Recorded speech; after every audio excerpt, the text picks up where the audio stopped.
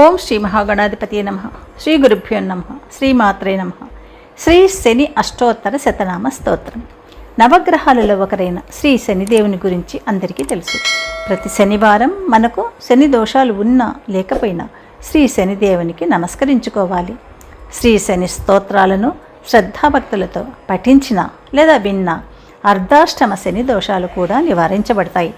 రోగ భయాలు ఉండవు, విద్య లభిస్తుంది, ఆయుర్వృద్ధి జరుగుతుంది, కష్టాలు తొలగిపోతాయి, ధనధాన్యాభివృద్ధితో పాటు సంసారంలో శాంతి నెలకొంటుందని కూడా పెద్దలు చెప్తున్నారు.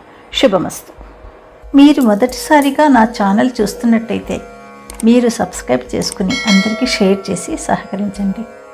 నా ఛానల్లో ఆల్రెడీ వివిధ స్తోత్రాలు చేసి పెట్టాను. వాటిని విని భగవంతుని కృపకు పాత్రలు కండి, వివిధ రకాల ప్రయోజనాలను పొందండి.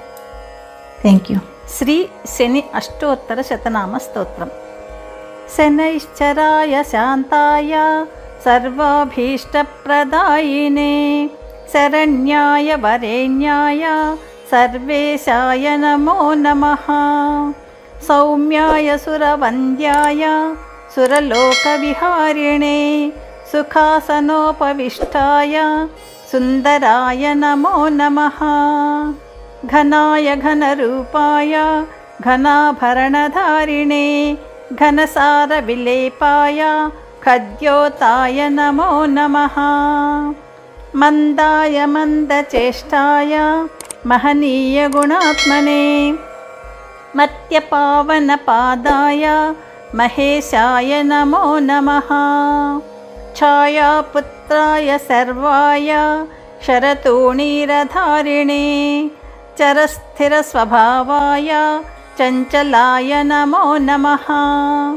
నీలవర్ణాయ నిత్యాయ నీలాంజననిభాయ చ నీలాంబరవిభూషాయ నిశ్చలాయ నమో నమః. వేద్యాయ విధిరూపాయ విరోధాధారభూమయే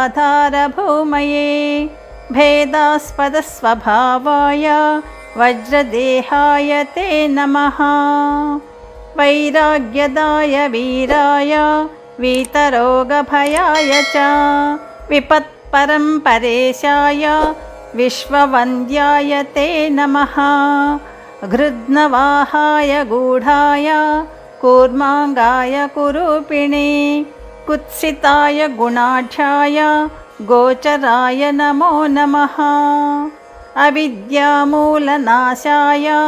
విద్యావిద్యస్వరూపిణే ఆయుష్యకారణాయ ఆపదుద్ధర్త్రే చ నమో నమః. విష్ణుభక్తాయ వసినే వివిధాగమవేదినే విధిస్తుత్యాయ వంద్యాయ విరూపాక్షాయ తే నమః. వరిష్ఠాయ గరిష్ఠాయ వజ్రాంకుశధరాయ చ వరదా అభయహస్తాయ వామనాయ నమో నమః. జ్యేష్ఠాపత్నీ సమేతాయ శ్రేష్ఠాయ మితభాషిణే కష్టౌఘనాసకర్యాయ పుష్టిదాయ నమో నమః. స్తుత్యాయ స్తోత్రగమ్యాయ భక్తివశ్యాయ భానవే భానుపుత్రాయ భవ్యాయ పావనాయ నమో నమః. ధనుర్మండల సంస్థాయ ధనదాయ ధనుష్మతే తనుప్రకాశదేహాయ తామసాయ నమో నమః. అశేషజనవంద్యాయ విశేషఫలదాయినే వశీకృతజనేశాయ పశూనాం పతయే నమః. ఖేచరాయ ఖగేశాయ ఘననీలాంబరాయ చ కాఠిన్యమానసాయ ఆర్యగణస్తుత్యాయ తే నమః. నీలఛత్రాయ నిత్యాయ నిర్గుణాయ గుణాత్మనే నిరామయాయ నింద్యాయ వందనీయాయ తే నమః.